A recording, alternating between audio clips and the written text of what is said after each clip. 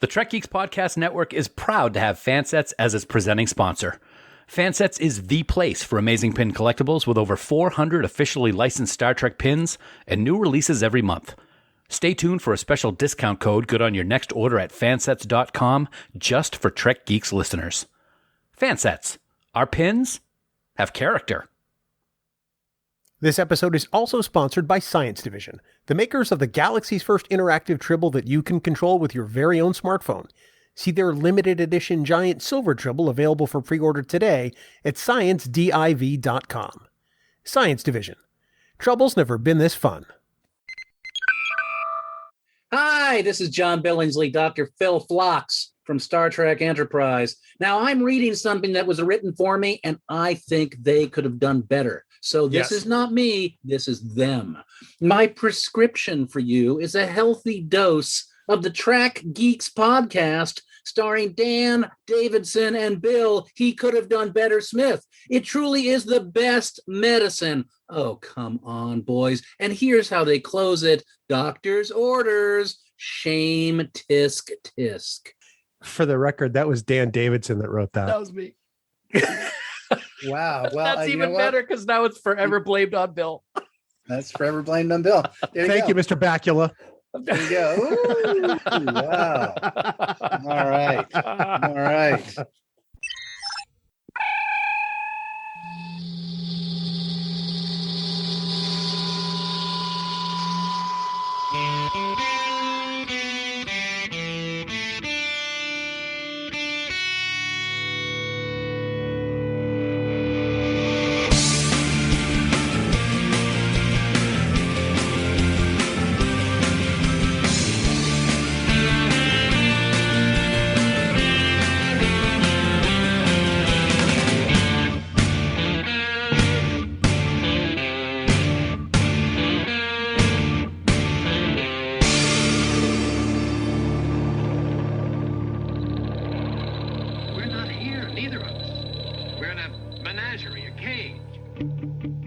From the Deja Vu Department of Podfleet Command, which I think is on this floor.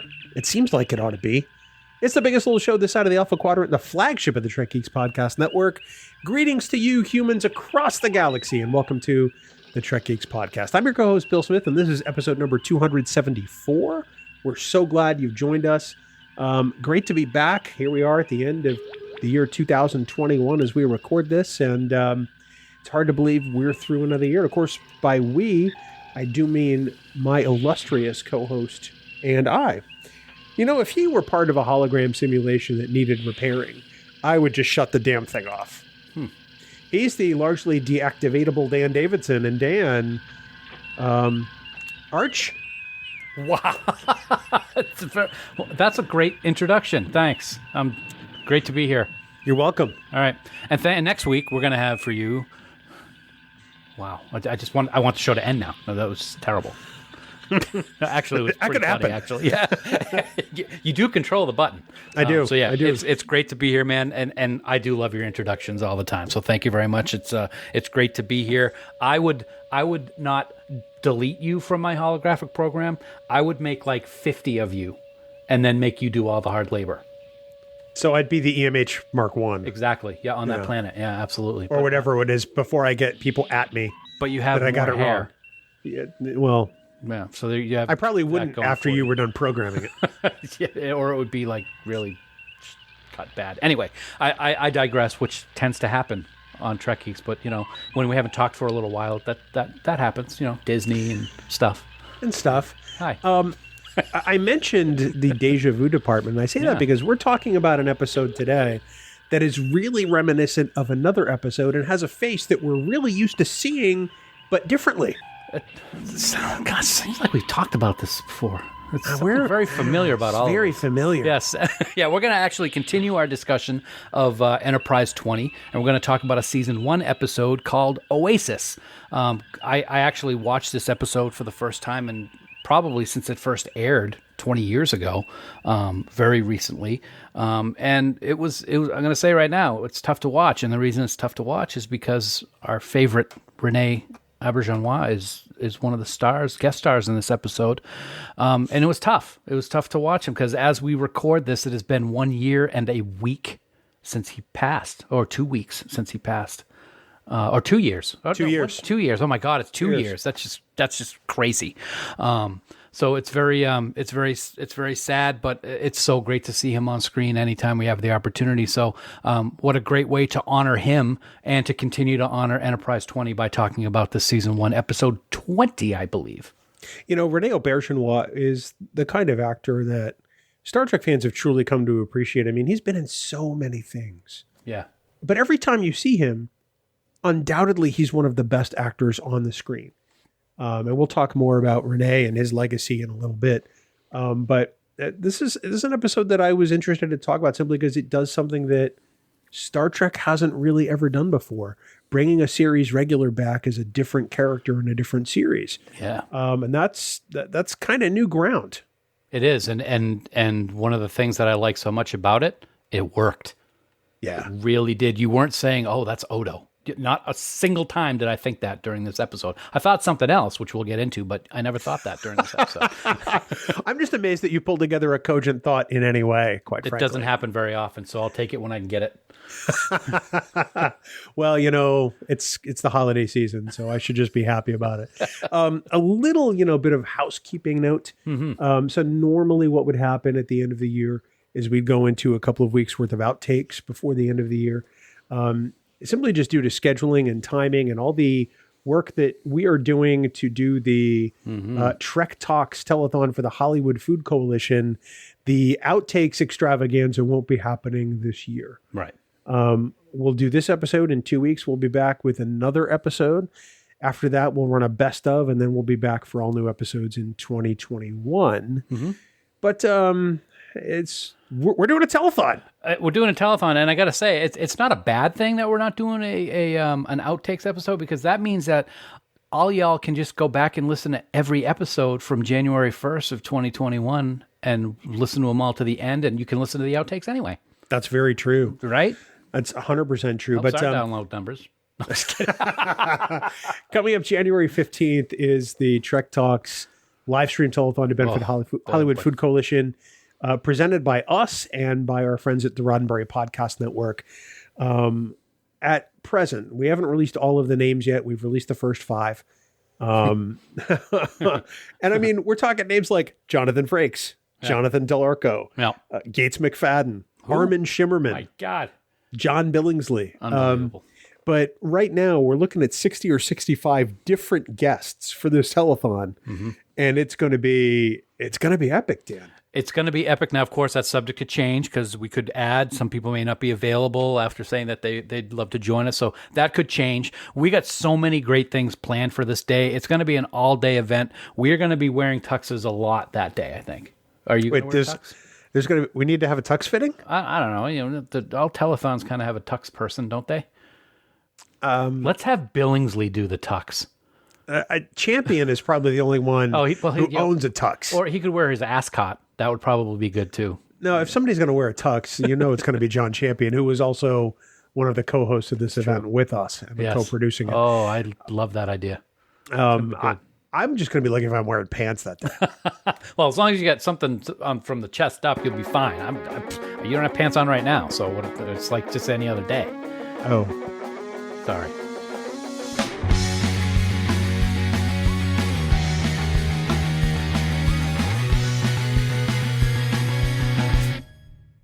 Dan, as always, we want to thank our friends at FanSets for being the presenting sponsor of the Trek Geeks Podcast Network. Yeah, absolutely. We can't thank them enough for all the amazing products that they've released over the course of the last year, man. And with every past holiday season, this year's 2021 holiday pin is just spectacular. It's the USS Discovery surrounded by a holiday wreath. And not only is it a pin, it can actually be hung on your tree as an ornament. And I got to say, who would have ever thought that Lou would come up with something that can actually multitask, because he can't. that actually is a fact. Plus, right now, you can also get the 2 newest pins in the Women of Trek collection, and they are Yeoman Janice Rand and Dr. Gillian Hicks from Star Trek IV, the one with the whales, which is kind of cool because this pin actually does have George and Gracie along with the wonderful doctor herself. And finally, on our last episode, we announced a new contest to win the latest Lower Deck pins from FanSets, and they are Captain William Riker and Deanna Troi of the USS Titan. And we want to take a moment right now to congratulate Rob Tafine, who has been our random winner. Rob, congratulations. You're going to love these pins. We're going to contact you via DM, and we're going to get those pins right out to you, hopefully before the holiday big day. And, I gotta say that holiday pin really is amazing, and a big congrats to Rob from me as well. But everyone else, you know what I'm gonna say, because I say it every single episode. Get yourselves on over to fansets.com, put a whole bunch of pins and accessories in your cart, or maybe even some gift cards for some amazing Christmas gifts for your friends or podcast co-hosts. And at checkout, be sure to enter this week's exclusive discount code Oasis. That's OASIS in all capital letters for an exclusive holiday season 15% off your entire order. That's right. It's the holiday season and FanSets is giving you the gift of an additional 5% discount, but you'd better hurry. This offer is going to be good until December 29th, 2021 at 11:59 p.m. Eastern Time. And don't forget, when you spend more than $30 on fansets.com, you will automatically get free shipping in the United States.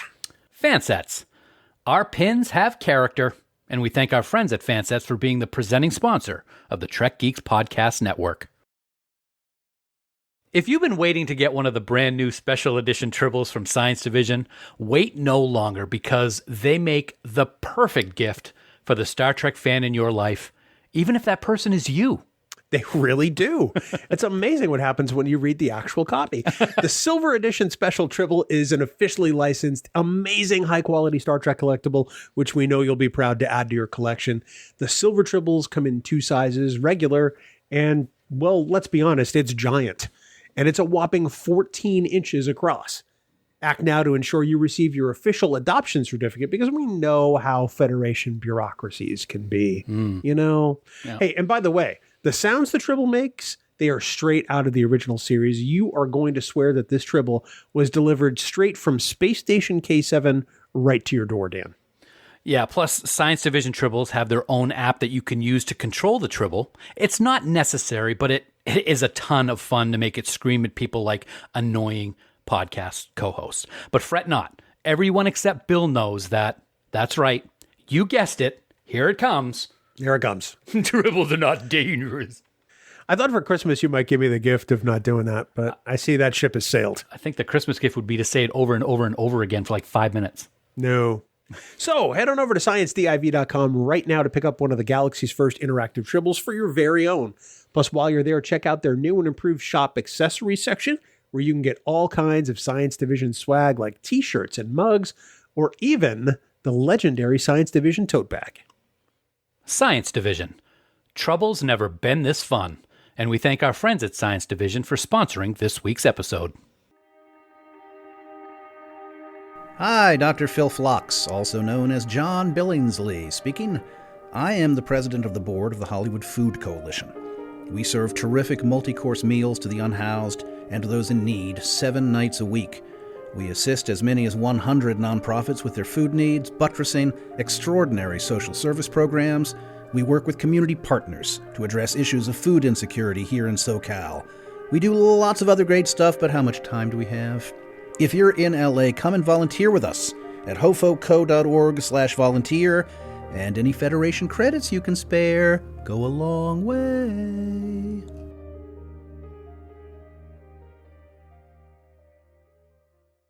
Well, Dan, here we are. We're going to talk about an episode today that I don't think a lot of people would have come to the top of their minds when they start to think about Enterprise and celebrating Enterprise 20. But this episode is fairly significant in that it sees the return of one of our all-time favorite people in the Star Trek universe. Yeah, absolutely. Season 1, Enterprise Oasis. It's episode 20, so Enterprise 20, and we're talking about episode 20. That's kind of cool. That just was just by happenstance.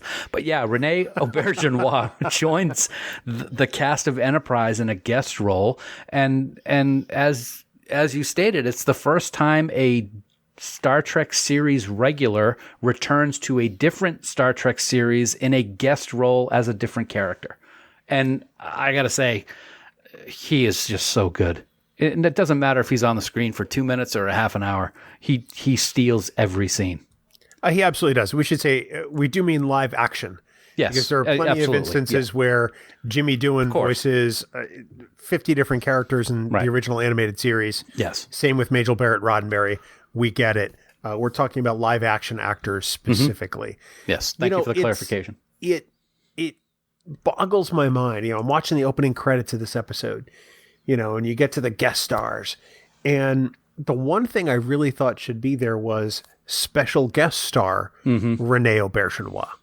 Instead, it just says René Auberjonois. Yeah, and maybe that's something he wanted. He didn't want any extra attention added to his portrayal of the character that he plays. I don't know. But before we get too much into René, I do want to say, especially with those opening credits, can I just say that I haven't watched it since I think the first run of this episode. So it's probably been 20 years. If I've seen it again, it was 15 years ago. It's been a long, long time. Since that time, I've had the honor of going out to California with my wife and attending a Dancing with the Stars episode, which I've talked about on the podcast. And I'm watching the opening teasing scene and I'm like, my God, if this guy, Damar, interesting name, is not familiar. Oh my God, I know that voice from somewhere. Tom Bergeron, as after the opening scene, and then they have the guest stars. Tom Bergeron's the first one that comes up, and I'm like, oh my God, Dancing with the Stars. He's been in Star Trek. It all comes together. It's like Star Trek is the Kevin Bacon of the 9 degrees of Kevin Bacon in the universe. 6 degrees of Kevin Bacon. It's 9 when you add Star Trek because it takes place in the future. Oh, that makes no sense at all. None at all, but I have to cover myself some way. It's amazing because if you didn't have any insight as to Tom Bergeron ever being in Star Trek, you would hear that voice and you go, wait a second. That sounds super familiar. Yeah. I mean, whether you've seen him on Hollywood Squares or Dancing with the Stars, or actually Tom got his start here in Boston. On a local, at the time, NBC affiliate, WBZ, which is now a CBS station. Chronicle. He's from Haverhill, Mass. Mm-hmm.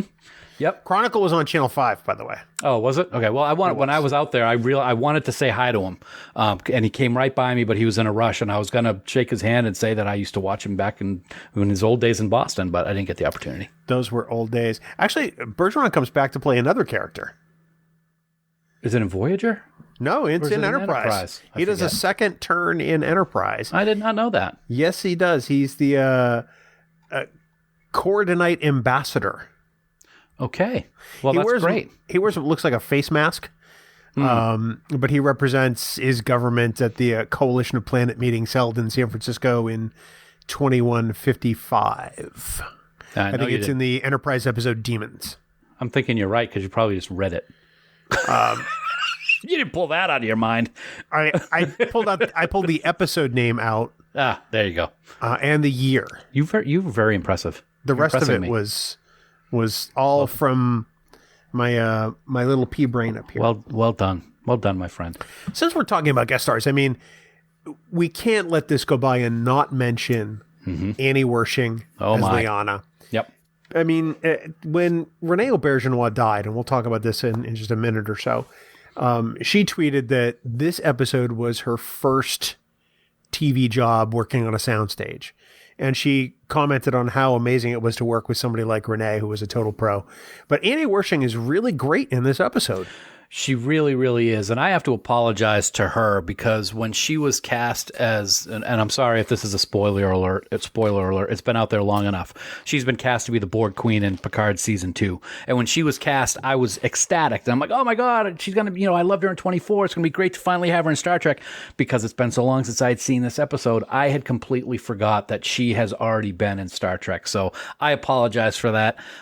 She is fantastic in this episode. And you would never know it was her first gig on a soundstage because she does a great job in this episode. I loved her. Lucky for you, the Trek Geeks account actually welcomed her back to Star Trek. Yes, because that's somebody running the account knew what was going on. I let the professionals handle that stuff because eyes can't type or talk's good. And in this case, I'm the professional, and I'm going to remind you said that. Of course, now I have it recorded for all time. Yeah. And since I do the editing, you can bet I'm going to probably replay this section right here. No, new ringtone? Yeah, new ringtone. This episode it's an average script. I mean, this is not the kind of episode that bowls you over. When you think about having a high value guest star like René Auberjonois, you want to use him for an episode that is going to attract some viewers, typically. Yep. That's not what this script is. It is a very, I hate to use the word average, but this is an average episode of Star Trek that tells a very Star Trek-like story. And there's really nothing overwhelming about the story or its impact, honestly. But doesn't that give credit to the actors because they make an average script and an average story something that is memorable, especially in Renee and Annie's roles. It's when you look at it, it kind of is a ship in a bottle episode. It takes place on this ship for the most part. There's a couple scenes in Enterprise, but there's really nothing else going on except them walking around these dark corridors a lot. I gotta say, if other people were in these guest roles, I really wonder if it would have been one of the bigger clunkers of the season. It's very possible. I mean, having exceptional actors really can help elevate a story. I mean, it happens with Peter Weller later on in Enterprise with that whole Terra Prime storyline. Yep. That's a storyline that is kind of okay. Yeah. But when you get somebody like Peter Weller, I mean, it brings a gravitas to the screen. And that's exactly what Renee does in this episode. Yeah, absolutely. And I found it very interesting that in addition to what's going on the ship, I loved so early in this series, because we're only in season 1 and episode 20, that the back and forth teasing, subtle insulting, and sexual tension between T'Pol and Tucker is very apparent. And the jealousy that T'Pol is not supposed to have is extremely apparent when he starts showing his affection for Annie's character. It really is, and you're right. It's a little on the nose. It's very obvious on the ears, maybe. I see what you did there. Yeah. Anyway, Liana, that's the character name. Sorry, it escaped me for a moment. I did say that about 5 minutes ago. Yes. Well, I don't listen to you anyway. I'm sorry. What? This episode. So the first time I watched this, back in, I want to say it was spring of 2002, I guess. I watched this episode. I'm like, wait a second. This is a Deep Space Nine episode. This is shadow play for all intents and purposes, which Odo plays a major part in. Yep, true. Odo and Dax come down to this planet colony, and people are disappearing for no reason. Mm-hmm. They're trying to help figure out what's going on. Turns out it's the holograms. And the people don't know that they're holograms. And this is a very similar situation. They kind of have to help reinforce that matrix and save the community. They kind of shrink it down to a ship in this episode. Yeah, they do. Yeah. They really do. But the similarities are not lost on me. I saw it in 2002. I'm like, now I know why they have Renee in this episode. It's essentially a ripoff of shadow play. Yeah. But in rewatching it again today, I think it's a little more layered than just being a ripoff of shadow play. To me, watching it now in 2021, I really get shades of the Cage in this episode. Oh, that's interesting. Because you've got a crash-landed vessel, which from space looks like an Imperial Star Destroyer, by the way. It does. And very, very much so. And you've got this young humanoid female who is there with, a parental figure. And although this one is not a manifestation of illusion, I think the two storylines are very parallel. I think it's almost a cross between the cage and shadow play as I watch it now. Also, maybe a little Requiem for Methuselah, if you Oh, think yeah. about it, with Yeah. with Flint and trying to protect Reina Kopek, as Kirk would like to say, even though it's a little bit different in that, she didn't know she was an android, but Liana knows what's going on, but still he's trying to protect her. He wants to raise her. He wants to keep her there and not expose her to any of the things outside of what she's been used to her whole life. The thing that really gets me is that Liana is so conditioned in this episode that she's okay with repeating the lies Yeah. that her father Ezral taught her. They say they've been there for 3 years. Well, I mean, it's obvious that they haven't been there only 3 years. So at some point she's complicit in this. And I guess I wonder, is it because that's what her father wants, or because she doesn't want to hurt her father by potentially taking them away from there? That's a good question. And I would pose another question is, what's the big deal with them being there as long as they have been? Why does he come up with the lie of it being 3 years? I mean, I understand that would open up more questions with how have you survived this long, but Yeah. if they've got that hydroponics bay and everything going, that was something that I was questioning. I'm like, why is 3 years such a big deal? I mean, it certainly didn't take them long to scan the ship and find out that it was a lot longer. So that was kind of a one that, unless the Packlids are the ones in orbit, they're going to be able to figure out pretty fast. That's true. Yeah. Well, and Liana seems just really comfortable with the fact that everybody else around her is a hologram, including her mother. Mm-hmm. Yeah. Because, you see them interact throughout the whole thing. And, at one point you kind of figure that the mom is real too. But as it turns out, she's not. So she's developed this relationship with not her mom that seems very parental and asking for advice on her father and all of those things, all of which her father is programmed, which is a little weird. It is a little weird. I also thought it was a little weird on how nonchalantly when he was telling the story of what really happened, just happened to throw in there, my wife was one of the first killed. It was like, okay, so that is a hologram. Which, Yeah. like you said, you might thought that maybe just the family survived, but I mean, let's face it. He's damaged goods. He's got a burden. And it's another amazing portrayal by René. One of the things that I like and dislike about Star Trek is you always have different races of aliens, and you only have to put a couple of pieces of prosthetic on it to make them alien. In this case, it looks like they took a whole bunch of like sunflower seeds and put them on their temples, and then had a really bad case of eczema going down the back of their neck into the back of their head, and it works. But he's able to bring across in just his facial features that burden that he has of what he's done, and the concern of leaving, and the love of his daughter, all in one package. He's able to do that as an actor in this episode, which is one of the reasons I love him so much. Without a doubt. Yeah. One of the criticisms I have of this episode is Trip. Because I feel like season 1 of Enterprise really becomes Trip Trek one too many times. Mm-hmm. Where Trip is, I don't want to say stepping out of line, but he's clearly the one to advocate what the viewer would want to say, but he's a little too bold about it. Yeah. When he essentially tells Ezral that he's, being selfish.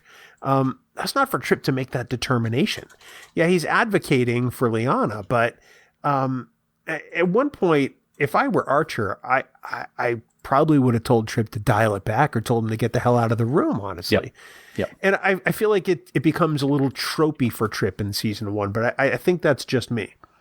I also, as I think about the character of Trip and the things that he goes through, it doesn't go away very much during the subsequent seasons. It always seems to be something that his character is doing or dealing with. Maybe not as much, but it's definitely there.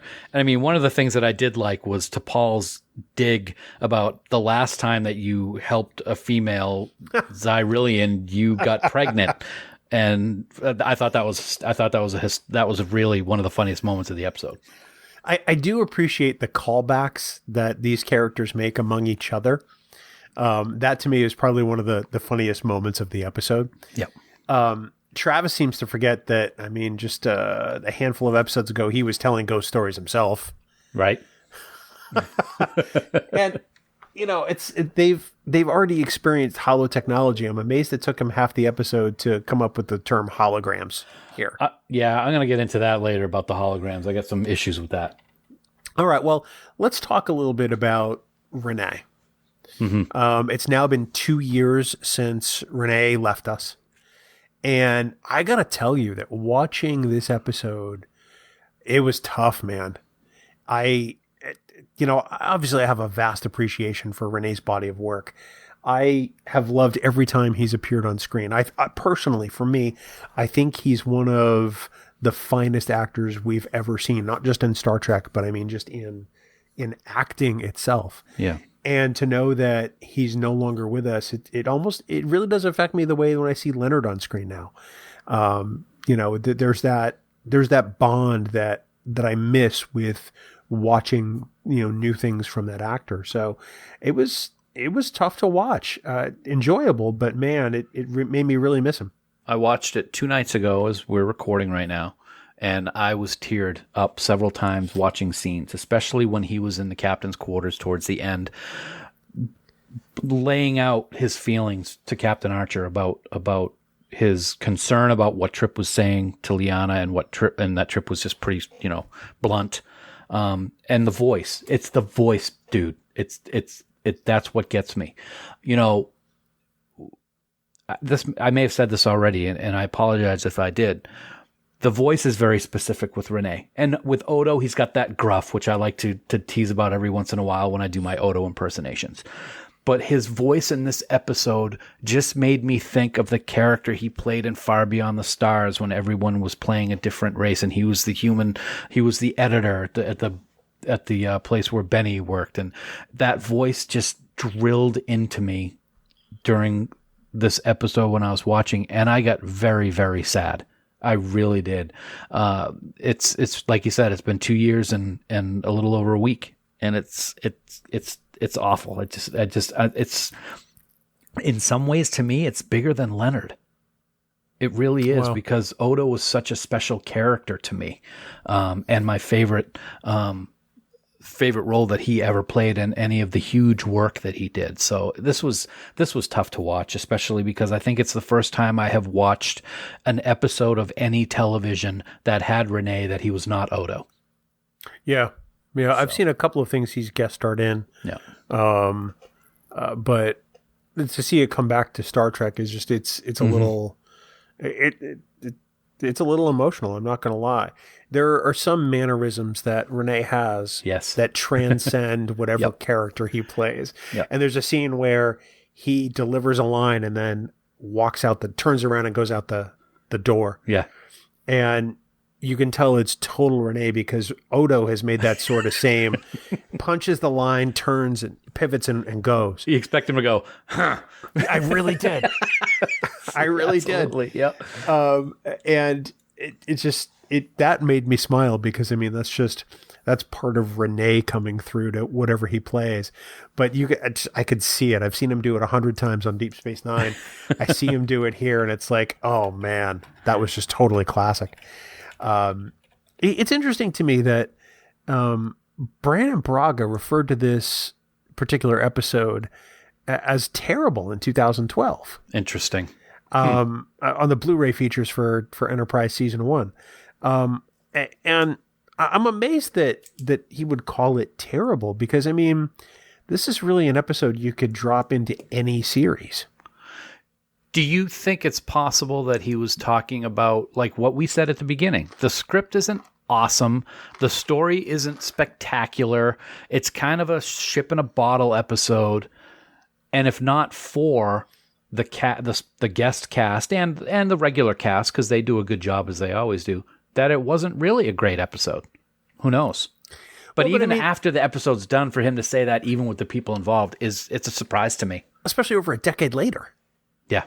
I mean, because there are terrible episodes of Star Trek, and absolutely. I don't think of this one as being among them. No, not at all. Yeah, not at all. It's funny. We've been talking a lot with John Billingsley as we prepare the Hollywood Food Coalition telethon that's going to happen on January 15th, 2022. And Phlox is really only in one scene in this episode. And he's like, he shows up and he says, well, you don't need me. And you don't see Phlox again. And I'm going to tease him the next time we talk to him because he talks about how sometimes he was only in one scene. And I'm going to be like, yep, first episode I've seen is you as Phlox since we started these discussions about the run up to the fundraiser. And yeah, whew, boy, how much time did that take of your day? It was probably like 4 hours makeup. And 30 seconds of film. 30 my services are no longer required. 30 seconds to shoot the scene from that angle. Lots of standing around for coverage. Absolutely. One thing I wanted to fall back on for just a second, you were talking about the mannerisms that René had, and one thing popped into my mind, and I thought this instantly when I was watching the episode. There's another scene, and I think it actually may be the same scene what I talked about earlier where he's talking to Archer, where the emotion is coming through, and he does this look on his face where he kind of widens his eyes and looks down and up again. And I instantly thought of the character that he played in Far Beyond the Stars, Doug Pabst is his name, when he fired Benny. He took his glasses off, and he didn't want to look him in the eye because he was embarrassed about it. And he did that same wide-eye look up and down, and it's total René with that. I thought it was brilliant. I loved it. It really is. I really appreciate, although I'm on the record saying I do think there's a little too much trip in season one. Mm-hmm. I do appreciate Archer in this episode because he's a very calm and steadied presence. He doesn't overreact at all in this episode. And we've seen episodes so far in Enterprise season one where Archer can only rely on his judgment at this phase. It's like they say in Dear Doctor, there's no directive. There's no rule book. Right. And I appreciate that Archer didn't go all Kirk here. Right. You know what I mean? Yeah. And again, I'm going to fall back to that same, I've talked about this scene 3 times now. When Ezral is talking to Archer in the captain's office or quarters, he is very even-tempered. He is listening to everything, and he doesn't make snap decisions, which we see Archer do a lot. We do see him do that. And I really like that he was taking everything into consideration and then was very nice and saying, would you like us to help you with getting things set up for leaving the planet? Very nicely, very cordially. And what I liked is he had the empathy in his voice that he understood what Ezral was going through and was still there to help him in any capacity that he needed. I also have to wonder if Ezral said, no, we're going to stay here, would Archer have said okay and left?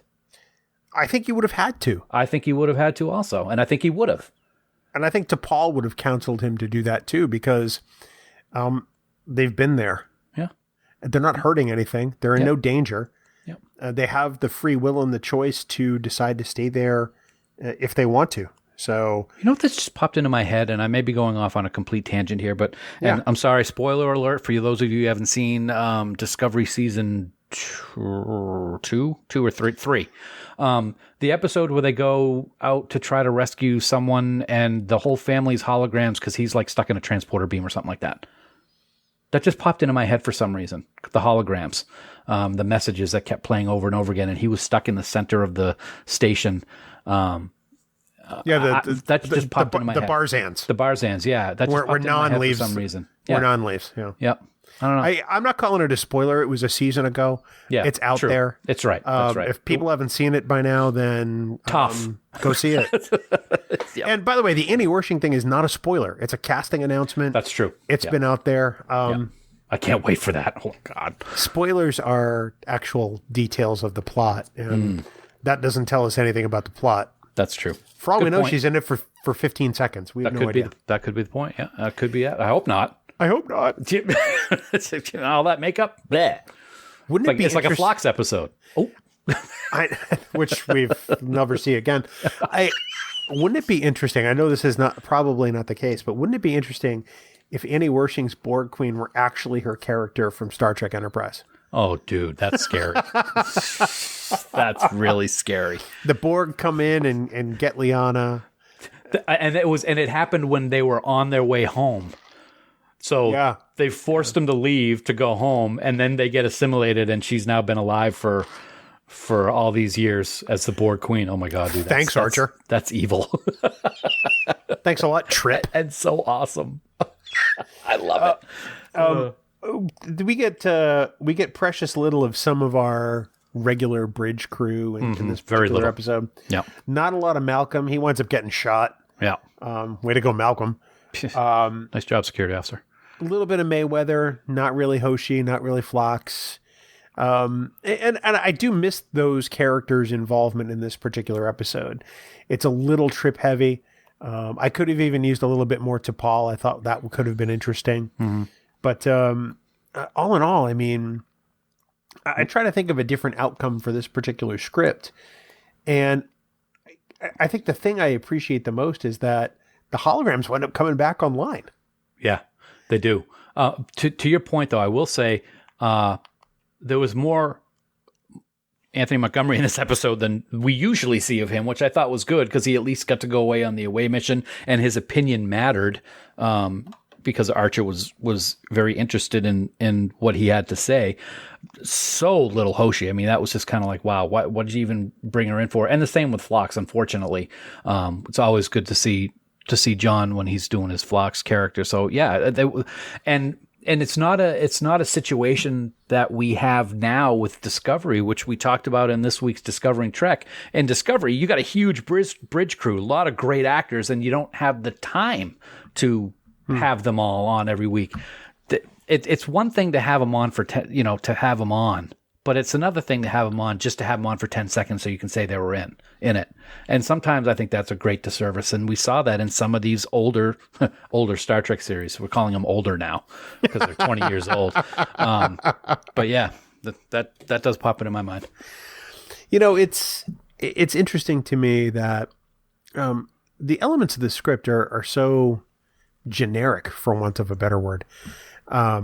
It really does plug and play into any series. This could very easily have been a TOS episode or a Next Gen episode or Deep Space Nine or whatever.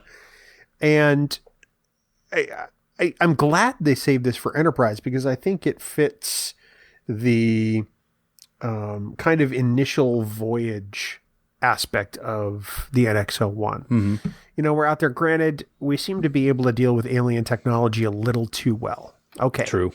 I'm going to get past that. That happens even today in Discovery. I'm going to let it go.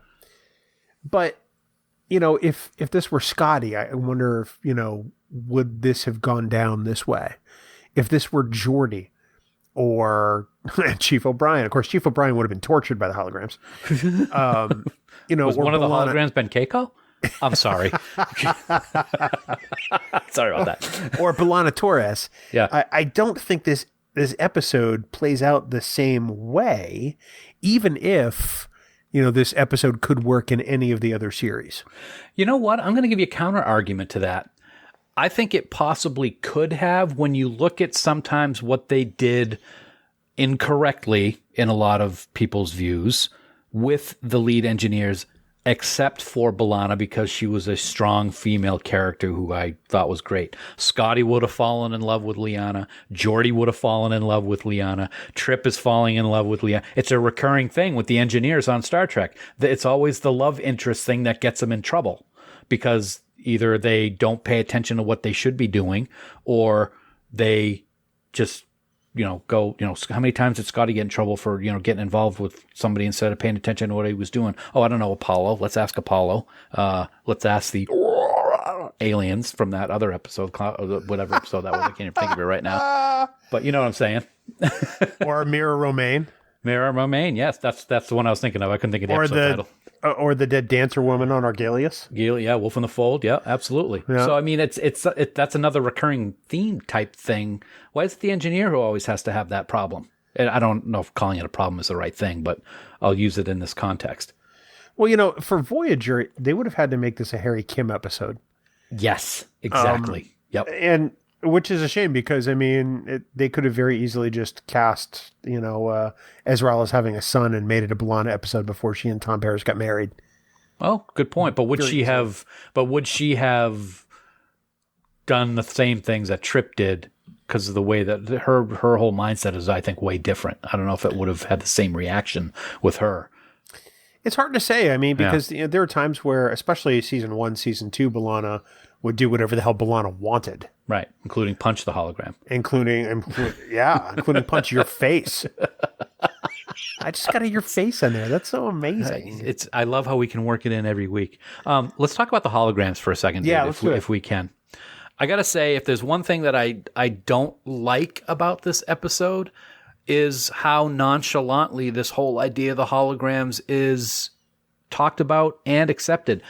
The crew of the NX-01 just saw their first, quote, holodeck in the same episode that we were talking about a little while ago when Trip got pregnant. So it was only a few episodes. Now there's this ship that has holograms running all over it. And, if we think to Voyager, where the projectors all over the ship so that these holograms can walk around. And when they are deactivated, they were carrying real weapons that dropped to the ground.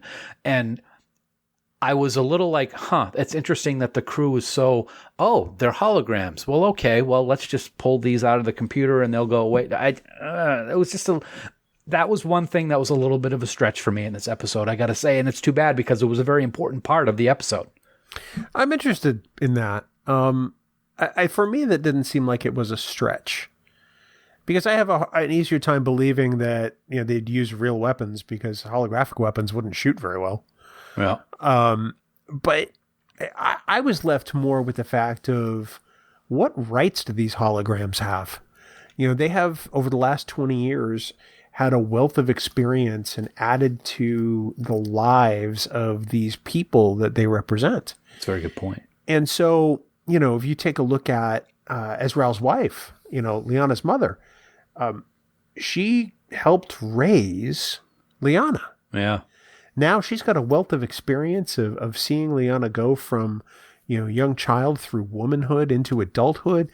And all of a sudden, once they get back home, what happens to that? Yeah.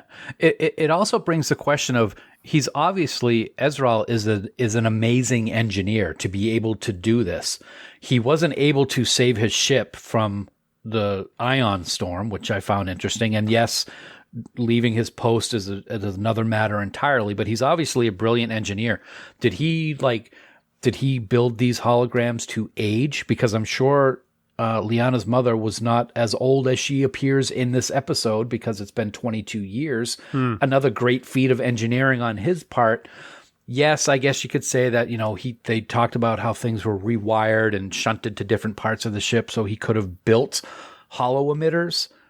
But I found it interesting that in parts of the ship that were completely dark with no power whatsoever, these holograms were still walking around. I don't think the mobile emitter had been invented yet, since it's like 400 years in the future of Voyager, but that's just me. I think that that was on purpose to make it look like it was a derelict vessel. Okay.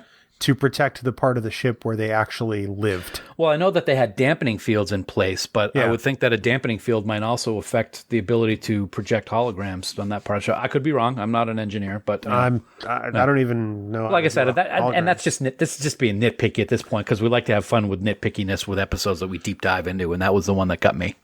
Yeah, no, I totally am with you there. You bring up some really great points, which is really, I find it weird to say every once in a while. Yeah, it never really happens. This is once in like almost 7 years, so that's a really good track record. I appreciate that. I'm gonna mark this down on my calendar. Check. I struggle with the question of what could have happened to this society, because it has become its own society. It really has. Yeah.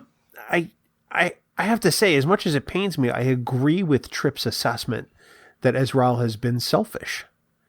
Because if he programmed some pretty good engineers by his own admission, then they could have gotten that ship probably off the surface well before this. Yeah, and he didn't want to. And it also kind of a little hint of maybe the EMH when he says he could have programmed a holographic daughter. I thought that was kind of funny. I don't know if it was meant to be that way. Yeah, holographic doctor. Yeah. I'm like, he has a daughter, but Did I say daughter? I meant doctor. Sorry. Yeah. But yeah. And the other thing, I also kind of laughed to myself a little bit when he was talking about, and it brings up your question about the society that has been built. When he talks about how he went and buried members of the crew, I couldn't help but think of I think it's the Shellyak episode of TNG with the society that doesn't want to leave the planet. And the guy kept saying, my grandfather's buried up on that hill. That popped into my head also. The Ensigns of Command. Yes. Yeah. I think the first episode with the Tunics, if I remember correctly. Season 3? It's not the first one. It's the first one of that one is actually the one with the doctor from Scrubs. Yes. Evolution. Yes, you are correct. See, look at that. You're pretty good, man. I am pretty good. Yeah. My grandfather's buried up. So is mine, buddy. All right. Dial-up. Yeah, but now mine's a hologram and the other one's floating up in space. That was kind of an interesting twist. And then what happens after Ezral and Liana get home? All right, so they get home. They got this ship full of holograms. They dock at the spaceport. Somebody comes aboard and says, "Oh, hey," and everybody's here. And Ezral goes, "Well, about that." Click. Yeah, that's not, they're actually buried on the planet back there. What? Excuse me? But wait a second. I didn't think they got home. I thought they got assimilated by the Oh, we were just kidding about that. Yeah, we're just kidding about that. No, that's a good point too. What these people are waiting to see, they have loved ones that might have survived, and then all of a sudden it's like, yeah, no, they're not real. Sorry. I would have been interested to see some of the far-reaching implications of this episode, maybe addressed in a novel, because obviously it's not going to happen, in a television episode. Because, right, like we said, this episode is really just kind of average. Isn't it interesting, though, that we can say that about so many episodes of Star Trek? It would be neat to see what happened next. And this is really a great example of that, but you just said it. It's not the best written story in Star Trek, and it's one that's been told in different forms many times. But still, it would be interesting to see. Did what happened have any effect, positive or negative, on the homeworld when they got home? Yeah. No, I agree with you. Yeah. All right, so I'm going to ask you an outside-the-box question. So obviously, we have René Auberjonois coming into play as Ezral, first series regular to come back as a live-action character in a different series, or a different live-action character in a different series. If René doesn't play Ezral, what other Star Trek regular would you have liked to have seen in that role? Because, we have a wealth of amazing actors in this franchise. René is among the greatest of them, but we suffer no shortage of amazing people that have worked in Star Trek. This one might be out on a limb, but based on what we've seen so far and the ability for his emotion to show through his actions, I think Anson Mount would have done a really good job with that role. Really? Interesting. Yeah. That's the first name that popped into my head. Yeah. Interesting. The first name that popped into my head was actually Frakes. Oh, absolutely. We've seen what he can do in these type of roles with one of your favorite episodes when he's a nut jobber. A frame of mind. Yeah. I'm also going to go out on a limb and say Robert Beltran. Yeah, because I can see him in that as well. I think Robert Beltran would have done a really great job as Ezral, and been able to play off of some very different things than he got to do as Chakotay. I'll give you another one. Yeah. James Sloyan. Oh my God. Can you imagine Sloyan in this episode? Well, of course, obviously not a regular, yeah, but yeah, Sloyan is great in everything he's in. He really is. Yep. Even Xanadu.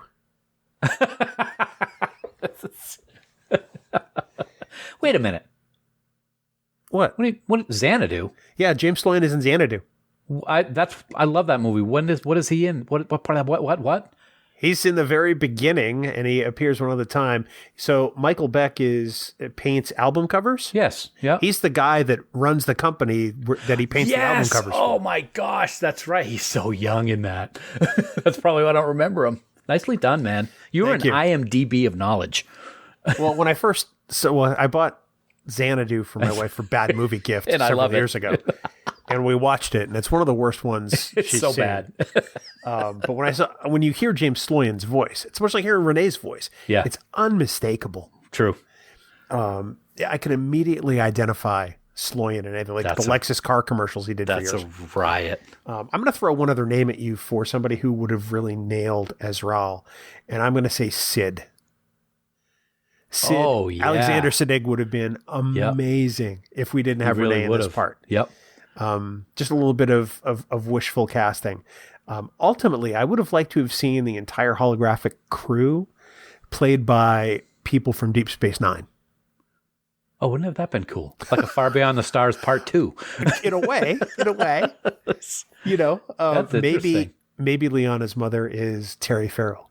Yeah. You know, or somebody else. Maybe it's, I don't know. But I think that would have been a little fun exercise. That's kind of cool, man. Yeah. We have so much fun. I mean, we did a whole episode on recasting DS9 years ago, and we had a blast with that. So, yeah, I think that's it's fun to do. We should do that with every episode we deep dive into. Okay. All right. We'll go back and we'll start with the beginning, I guess.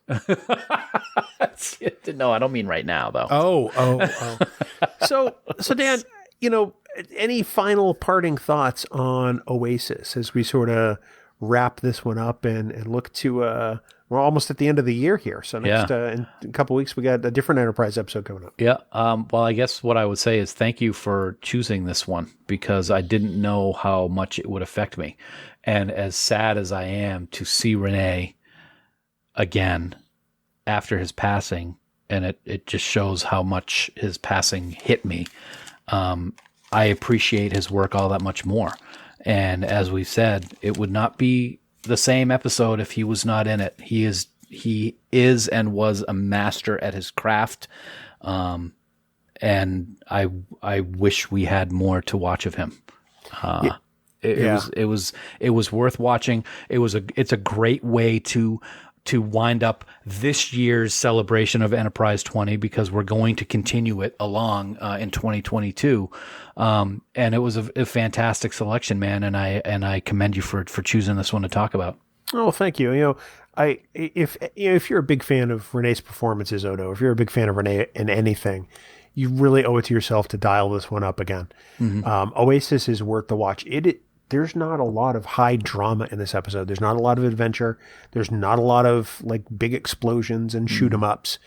A lot of flashlights. Yeah. This is a dramatic episode, and there are some hard choices in this episode.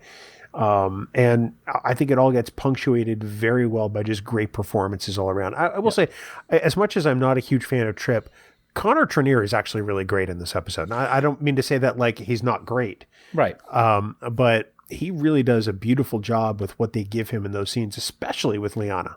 I love the ice cream scene. Yeah. The ice cream scene is fantastic. And because he's hurting, he knows that they're lying about something. He knows that they're keeping something from the crew of the Enterprise.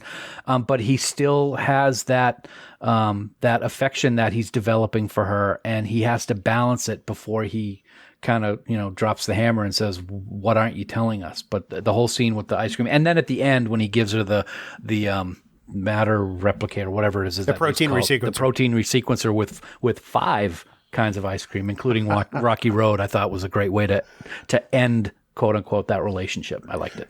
So let's say the Trip hands you a protein resequencer with 5 flavors. What 5 flavors of ice cream do you are hoping are programmed in there? Rocky Road is good. Heavenly Hash, which is kind of the same thing. It's kind of like Rocky Road. Yeah, Heavenly Hash, peppermint, pistachio, definitely pistachio. I love pistachio ice cream too. I'm not surprised. And this is a weird one. Not many people like it, but I love butter pecan. You like all the flavors that I hate. Those are all the flavors I also like in Dunkin' Donuts coffee. I'm aware.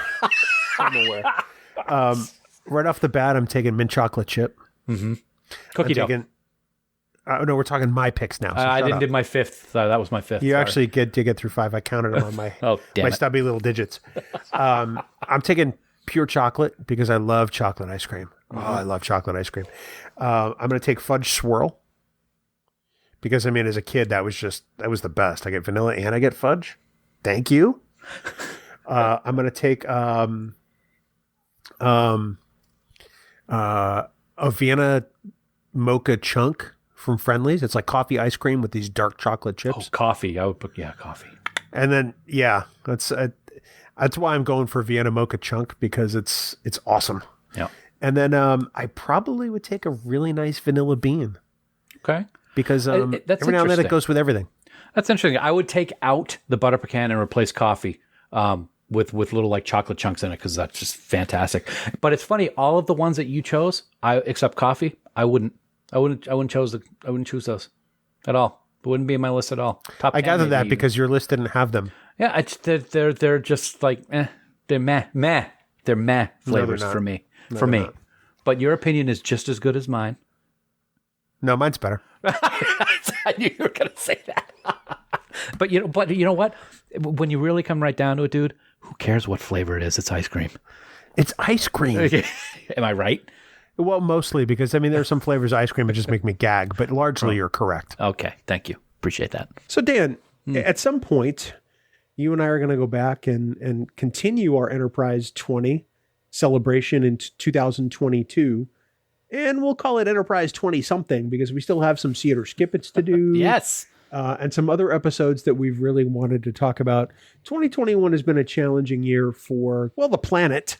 Uh-huh. And we figured that there's no reason we can't do those later on. But we're still absolutely going to do them. I like that idea, and I'm all for it. And all those in favor say aye. Yes. Aye. And those opposed. And the motion carries. There you go. See how easy it is? That's amazing. That's a democracy in action, baby. Wow. That's thank you for the civics lesson. I I really appreciate that. That's what I'm here for. You know what else I appreciate, Dan? I bet I know. I bet you do. It's the contributions of our friends, the band 5 Year Mission, who are every bit of music you hear on the Trek Geeks podcast. You know, it's amazing because it all started with an email saying, hey, would you guys be okay if we used your music in our brand new podcast? That was almost 7 years ago. And now they've got a podcast on the network. They've got more albums. They're doing it all, dude. What's the name of the podcast? I don't know if you can believe this. You might want to write it down. But it's 5 Year Mission, the podcast. Get out. I know. No. Get out. All right, I'm leaving. But no, in addition to their podcast, get all their albums. Go to 5yearmission.net. There's year 1, year 2, year 3, year 4, Spock's Brain, Trouble with Tribbles. And rumor has it they could be starting to plan year 5. Yeah. Which I think is awesome. It's got to happen. It's got to happen sooner rather than later. So we're gonna have to make that happen. Let's talk to the people. Yeah, you get right on that. I'll take care of that. Anyway, in the meantime, head on out to 5 Year Mission, get all their discs because we love that physical media. Yep. You own it forever, and become a huge fan of the band as we are ourselves. 5yearmission.net, Dan. Go get some music. Absolutely. You're going to love it. It's going to grow on you, not like a fungus because that's in a bad sense, but in a good sense. It's like the fungus that grows on Stephen King in Creepshow. I am digressing again. I'm going to get right back on track. I'm sorry. I could just see. Let's dispense with the whole fungus analogy. Yes, absolutely. It's not. It's great music. You're going to love it. But I got to say, in all seriousness, Bill, because I like to joke around. Enterprise 20 has been an absolutely wonderful celebration. And as you just alluded to, it's going to continue into 2022. But, I feel that there should have been more pomp and circumstance associated with the celebration. More music from perhaps our favorite Star Trek band, maybe. Like when a new emperor is crowned in a mirror universe, maybe you're going to get a lot of pomp and circumstance. Or when, I don't know, a ship from another dimension is found, which is far superior to anything in the fleet. Well, that's what happens in this latest episode, man. A struggling musician found a way to rule through fear and power as the ultimate ruler of the galaxy. Check it out. Enterprise 20 Celebration in a Mirror Farkley. 2-parter, 2 parts of awesome sauce right there in a Mirror Farkley. Mm-hmm. Oh boy. It's, how's that you would think looking that now? I wish it would overtake me and put me in a hospital, maybe in a coma. That's just, I long for the day when you try. That's really all I'm saying. That's never going to happen. 5yearmission.net. Ignore Dan and just go get the band's discs. I'm begging you, please. Please. Yeah. Of course, don't forget that you too can help support the Trek Geeks Podcast Network by subscribing to us on Patreon, where you get some raw audio and some special perks and just stuff, Stan. Yeah, you can hear all the mistakes I make when Bill doesn't edit them out for the Rob, and does edit them out for the release. Which Even like this mistake right now. Exactly. I don't even know what I'm saying, but I'm having a good time trying. We have a good time. Nobody's going to say that we don't. That's for sure. We're not winning any awards, but we're having a damn good time. We are not winning any awards except maybe Dan the Dummy Award, but that's fine. I will gladly put it with all my other trophies of that award. Right now, though, I'm going to stop and just thank our associate producers for Trek Geeks because we are so grateful for their support. And they are Vikram Bhatt, Brad DeMag, William Edward M. Jr., Patrick Escudero, Andy Fark, Kimberly Francis, Jonathan Hamilton, Peter Hong, William Jackson, Ryan Jeffs, John Krikorian, Sean Lynn, Rick Mason, Jamie McGregor, Ross McKinney, Aaron Mollenkoff, Casey Pettit, Helen Reed, Sarah Rutlinger, Tim Robertson, Greg Rozier, Eric Sakian, Adam Sanders, Tim Serdar, Heather Sohn, Blake Strike, Rick Tatro, Lisa Tomlinson, Ron Robel, and the gracious and wonderful Connie Hutchins. When you see Twitter later, or actually, and you see that quote come out about we're not winning any awards, you'll know it was from this moment right here. And for those of you listening, if you look back, you'll know what happened in this moment. Yeah. We also want to thank our Trek Geeks producers for their support.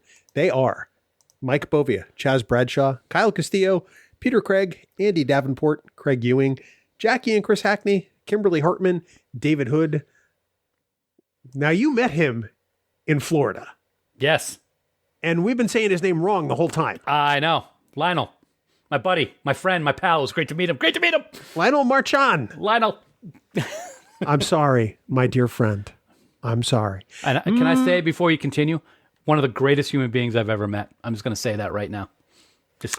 And plus, you met him you were at Downtown Disney or Disney Springs, as it's Disney known. Springs. Yes, my bad. Correct. Yep.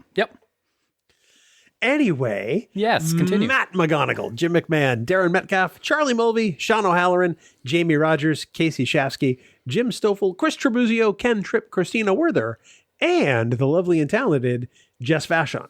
I'd just like to point out to all the other producers and associate producers that Dan has met, he thinks you're pretty amazing too. They all just are, actually. They all are. I'm just trying to, throw some sugar on the top of the sundae. You know what I'm saying?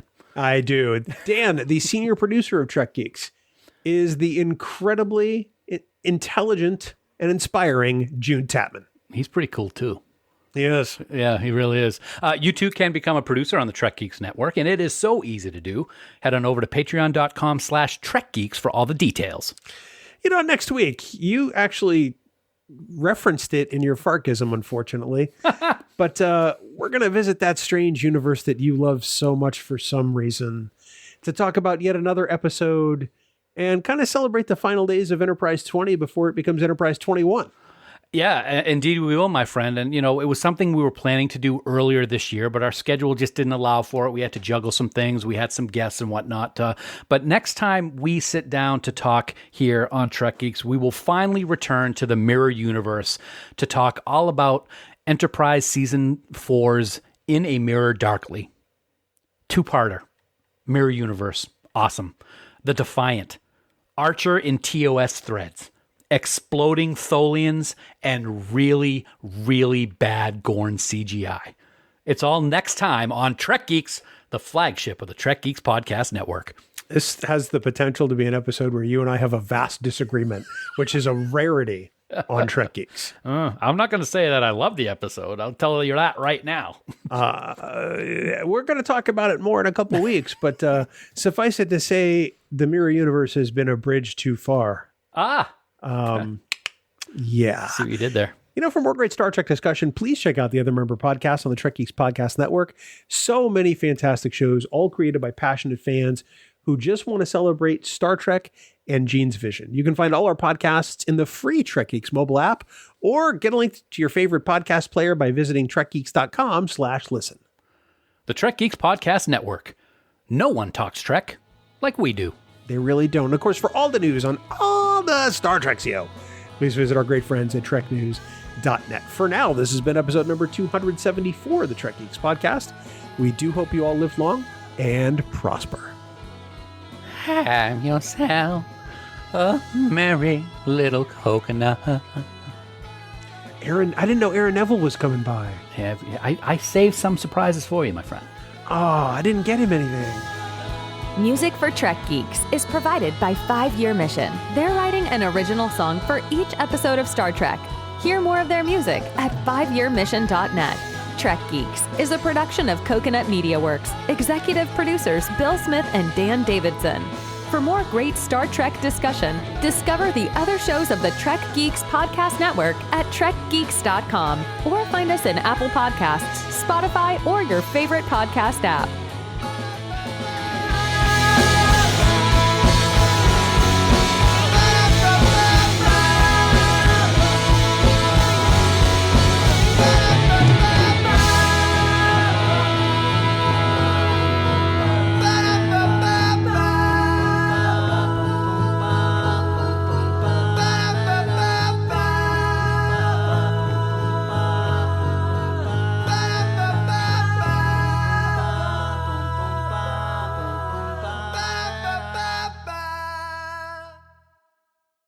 Bing bong, Daniel. Big bong. So apparently, Bing bong has become a thing. Should be a hashtag or a t-shirt. Well, no, but I mean, it's a TikTok audio trend now. I don't follow. I don't have TikTok or anything, so I would not know. I don't either, but I do have the internet and I do read about things. I don't. Yeah, the TikTok. Anytime I see something TikTok, I usually just skip it. But apparently it ties back to something in New York, and I really couldn't care less because we were doing it long before anyone else was. Trendsetters, yo. Trend setters. Yeah, and I'm not and it's all talking because about a dog. Yeah, I know. Right. Well, and it happened because at one point when we were recording the show, we were doing it on Zoom. Yes. And when you load up a Zoom meeting, it goes bing bong. Right. Mm-hmm. And that's where Bing Bong started, for those wondering. Yeah. So now these days we do it manually. Manually, different voices, different accents, different notes, different pitches, everything. So I'd like to think that we were the original Bing Bong trend. The Bing Bong OG, so to speak? I would gladly pay you money if you never use that term again. I will gladly do it for free. Do you know what an OG is? Original gangsta, isn't it? That's very good. I'm surprised you actually know that. Thank you. I watch TNT or TBS or whatever show it's on. There's a show called... You don't listen to hip hop. No, not at all. Or if I do, I don't realize I am. So I don't see you dialing up any Tupac on Spotify. I don't know if Tony Braxton is a hip hopper. One time I said Tupac, and you thought I said Tuvok, and you said I love Tim Russ. Yeah, that sounds like me. Yeah, it really does. I do love Tim Russ, though. He's a great singer, also. Actually, Tim is amazing. I love him. He's great. He's fantastic. We saw him at Trek Boss in 2014. Yeah, we did. That's the only time I've seen him. To be honest, Same. We haven't seen him in Vegas or anything like that.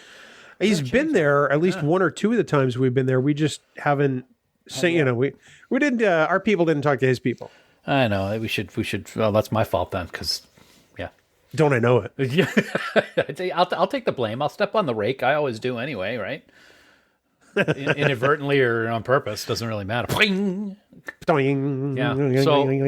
I got to tell you, and I got to tell our listeners, I got the booster on Saturday afternoon. The what? For COVID, the booster. Oh, the COVID booster. I'm like, you got a booster seat? You're already like 6 feet tall. Well, sometimes, you know. So yeah, I got the Pfizer booster, which I recommend, of course, everybody get vaccinated, get your boosters. Dude, I have never been sicker in my entire life as I was Sunday. It was one of the worst days I have ever experienced. It was hell on earth. It was awful. That's amazing to me because when we had you and I had our first and second doses, you really didn't have much of a reaction at all. Yep. And I felt like I had the flu. Yep. I felt like I had been run over by a truck that had a train fall on it after a jet exploded above it. And with my booster, which I got actually several weeks before they became generally available, I had no reaction at all. Oh, lucky. Which was amazing. I hope nobody gets a reaction like I did. I was exploding out of everything. I will leave it at that. Several times top and bottom. It was awful. I was so achy I could barely move. I had to like shift my position every 15 minutes because I was so uncomfortable. I was hallucinating. Sue said I kept saying I wanted to go for a ride in our helicopter, and the last time I checked, we don't have a helicopter. So that was interesting. But it was bad. It was bad. I'm going to have to take a look at the Trek Geeks budget because I don't know how you've afforded a helicopter. And I know I gave you a podcasting empire, but let's be serious here. It's painted a TOS gray. So it's pretty nice. And the registration is NCC 170. Well, I don't think that's true. it's not true at all. No, it isn't. But if I did have a helicopter, that would be it. Anyway.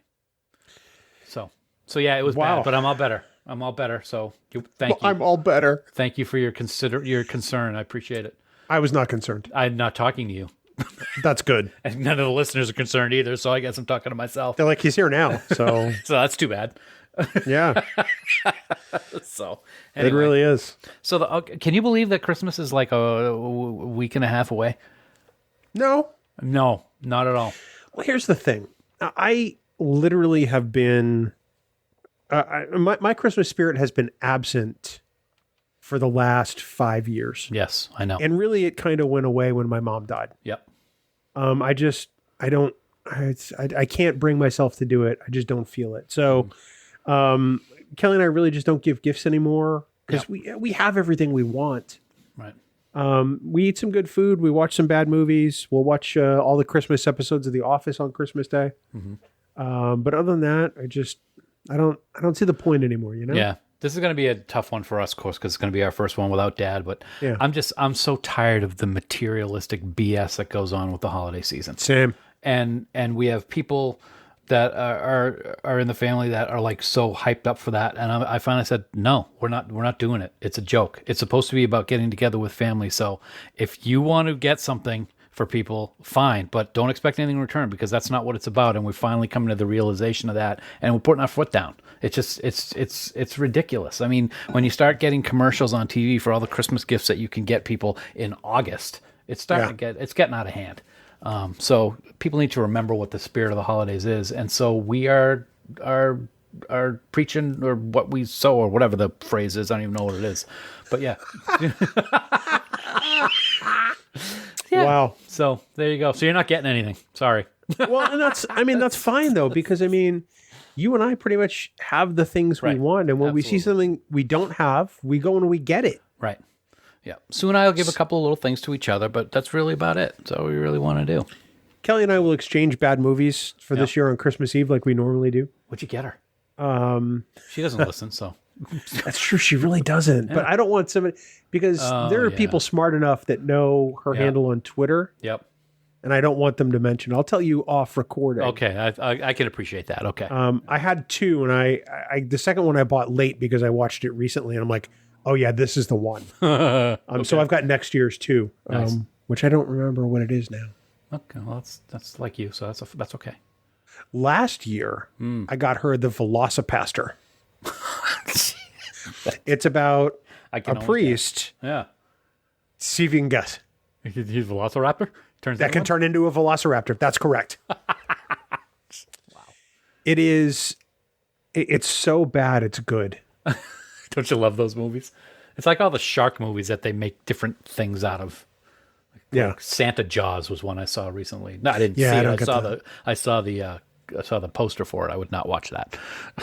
I find that hard to believe. No, I'm not into those. I tried to watch Sharknado, the first one, and I shut it off. The first one's brilliant. I just couldn't do it. I love that it's so putrid that it's entertaining. And then it became a mockery of itself, which I think was ultimately the best thing to do with it. Yeah, yeah. It knows it's not great television. Yeah, yeah. The people behind it know it's not going to win Emmys. No, it's going to win Razzies. This is not Star Trek. But I unabashedly love all the Sharknado movies because they're just so dumb. Yes. Speaking of shark movies, I thought you were going to say, speaking of dumb, hey, Bill. see, I'm holiday spirit. You get a break from that for a couple. I'm boycotting minutes. Holidays. Okay. Hey, Bill. Dumb. Hey, dumb. On the way down to Florida, I watched the movie Unhinged which is with Russell Crowe as We saw it. Road. Oh my God! I'm never gonna flip off a guy in a car again. So you Whoa. and I were recording the podcast one night, and Kelly started watching it downstairs. Oh my goodness! And I think we had a long interview where the session went long. It was longer than we normally spend recording. And when I came down, she had finished it. And she's like, I'm stunned by how much I enjoyed this movie. You've got to watch it. It was great. It was scary. It was great because it was real. Yeah. Russell Crowe is fantastic in it. He's put on about $120 for that movie, it looked like. Easily. He was a big boy, but oh my God, he was so demonic in that movie. Jimmy Simpson is in that movie from Star Trek Prodigy. Yep, absolutely. Yeah, it was good. And then on the way home, I watched 47 Meters Down Uncaged. Speaking of shark movies, that's what I was going to start with. Is that really a shark thing? Is it like a documentary? Yeah. It's a bunch of girls are in Mexico somewhere, and they find this water pond that goes down into tunnels where there are buried Aztec ruins, and there are blind great white sharks down there. Is this like a fictional thing, or is this real? Well, yeah, it's fictional, but it's a horror movie. It was. There we go. It was. There's okay. the tie-in for Dan. It was okay. Well, sharks and horror movie. I'm gonna probably watch it, but it was good. It was all right. Yep. And a couple times, not very much unlike me, I jumped out of my chair on the plane and startled my wife because there were a couple like blah moments. So yeah. So it's amazing. You won't have a few drinks and watch Sharknado, but you'll watch that. Yeah, it's more realistic. Oh, of course it is. Of course it is. Yeah. Before we start, I know our outtakes running long today, but I want to take a moment to thank everybody who's reached out with their condolences on the passing of our dog, Abby. Absolutely. Abby was the light in our day and the love of our lives, and I miss her terribly. I know you do, man. And I do too. I got the opportunity to spend some time with her a couple of times, and she was a joy. And I know how difficult it has been for you. And I know that everybody on the network, all of our listeners, all of your family, and all of your friends are right there for you and Kelly all the time, 100%. You know, they say that dogs in particular come into your life when you need them. And I don't think we realized just how much we needed Abby in our lives. Mm-hmm. She, I obviously can't look anywhere in this house without finding dog hair at the moment. Right. And you don't want to vacuum it.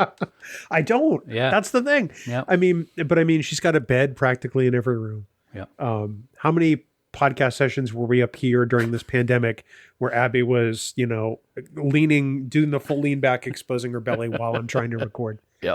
And we had to take breaks just so I could rub bellies. Yep. There'll never be another one. Never. We'll have other dogs in our life, but she was my heart dog, and it's tough this year. I'm not going to lie. She was your Fury to me. Fury was She mine. was. Abby is yours, and that will never change. You're going to love the other dogs that you have all through your life, but it will never be Abby. But our condolences, man. I know it's been tough. It hit Sue and I a lot harder than I thought it would, to be honest with you. And I knew that it was unexpected for you. It was not something that you had planned to have happen. I've been very lucky where all of our pups have passed because of old age. And when something like that happens, you're not prepared for it. So we're always here for you, man. Always and forever. I appreciate that. It's in a way, it's kind of good and cathartic to be back behind a microphone, even though it feels really weird to have that little bit of normalcy. You get to see my face. Oh, God. I see. I'd rather see the furry face behind you that's passed out on the bed. She's passed right out. Both of them are. And there's the other one. And we're talking about Dan's dogs. Yes. Not anybody else. Yeah, absolutely. Yep.